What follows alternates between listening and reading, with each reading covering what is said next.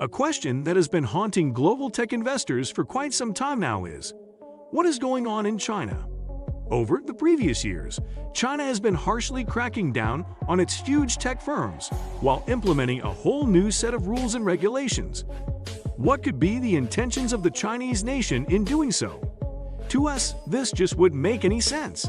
Today, we're about to take you through a detailed discussion on the bigger picture behind China's tech crackdown. Some of the reasons behind this drastic movement are beyond what we can imagine. Giant tech firms such as Tencent, Alibaba Group, Meituan, Pinduoduo, and many others companies have experienced a loss of about billions in terms of market value. The main targets of the Chinese government are e-commerce companies, gaming, and educational establishments. All three of these are now experiencing a whole bunch of cutbacks and restrictions caused by various reasons. The online gaming companies are to the Chinese Communist Party what opium is to a druggie. They have no intention of allowing education to be commercialized. Deng Xiaoping opened up the financial economy of China in the year 1978, after which a whole bunch of private companies began arising. This is what led to the market boom. This paved the way for companies to have a bit of their own freedom and independence instead of maintaining codependency with the government. Companies did not need to depend on the government for everything. Deng Xiaoping came up with policies so successful that China emerged as the second largest economy globally. The Chinese economy even overcame the economy of Japan. In 2013, Xi Jinping rose to power, and his plans were slightly different from those of Deng Xiaoping. He aimed to keep the Chinese economy industrialized. Xi firmly believed that priorities for the manufacturing sector should persist instead of concentrating on areas such as ad optimization and game development. This could also mean that China could be one of the first countries or even the only country to understand that consumer internet is by no means the highest form of technology. After Xi Jinping took over, his government mainly targeted high-end manufacturing of electric devices, semiconductors, aircraft, telecom equipment, and many that sort. According to Xi's government, this is one of the only ways an economy can aim at leading the world through science, and not through companies such as internet companies. This is one of the reasons why, even though the internet companies of China suffered from a large decrease in market value, the big semiconductor companies experienced the contrary. China has made it clear that it is more inclined to remain an industry-based economy instead of following the path of the West, specifically deindustrialization. Deng Xiaoping was also of the same mindset. Instead of blindly following the tracks of the Western economies, he stayed true to improvising and experimenting with his policies at a leisurely pace. As we all know, slow and steady wins the race. He concluded that internet companies violate privacy and circulate misleading or false information, and found them to be rather deceptive. When compared with internet companies, manufacturing companies are more likely to thrive in every aspect. Manufacturing has a huge potential to accelerate productivity, and it also paves the way for innovation of new discoveries and technologies. These new developments and innovations in technologies can be of assistance to the military. One of the biggest advantages for a nation at war would be technologically advanced weapons. The global manufacturing output value of China has accelerated immensely over the years. In 1990, only an output value of 3% was recorded, whereas by 2018, it accelerated to a massive 25%. And it still doesn't look like the Chinese economy wants to put a halt to it here. China is known to be a major producer of the world's air conditioners, and recent research shows a production rate of around 80%. Around 70% of smartphones, 60% of cement, 74% of solar cells, 55% of coal, and 45% of ships also produce around half of the world's steel. And they're not stopping there, folks. They aim at producing even more than this to finally dominate in terms of both technology and finance.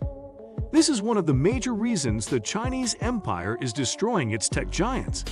They aim at prioritizing manufacturing, which can eventually lead them to conquer the world in a way. On getting a more detailed look into this, it was revealed that the US-based venture capital in China peaked at its highest in 2018. the two-way capital flow between the US and China had already begun diminishing before the beginning of the COVID pandemic. This was also noticed before China regulators froze the IPO of Alibaba's financial services arm Ant Group towards the end of 2020, and before last month's surprising wealth-destroying regulations, mainly focusing on online educational companies and rideshare superstar Didi. What did this cost? How much loss were these government actions accountable for? To put it in simple words, plenty. Ant was well on its way to being the biggest tech company IPO all over the world. The company had already raised $37 billion for a post-IPO valuation of $300 billion. But that isn't the case now. Analysts now peg Ant's IPO and predict only a 40% raise of what was projected last year. Didi was way more fortunate in this matter. It somehow survived this phase and managed to get its IPO out the door. Through this, Didi raised $4.4 billion, reaching an intraday peak valuation of approximately $87 billion on the day it was listed. Unfortunately, right after, China froze the company from registering new users, suspended it, and even removed its ride-sharing app from app stores there. 4 weeks after the suspension of Didi, it had lost around $38 billion in market value from its peak in the month of June. Now that is what we call an enormous loss. Didi's shares weren't the only ones who suffered the blow from this drastic loss. The Nasdaq Golden Dragon Index of 98 Chinese companies traded in New York fell victim to this. The companies were down by 14% within a week. This accounted for a losing $130 billion in value. According to the latest reports, a total loss of nearly $1 trillion is now being observed. Shocking why China would suffer such a dropping, but there are several theories behind all of this. A lot of these theories revolve around speculations that the government is reluctant to let outside investors have any way of approaching Chinese company data. Though it may not be completely evident, one thing for sure is these actions raise major questions about the role of international tech investors in the world's second-largest economy in the future.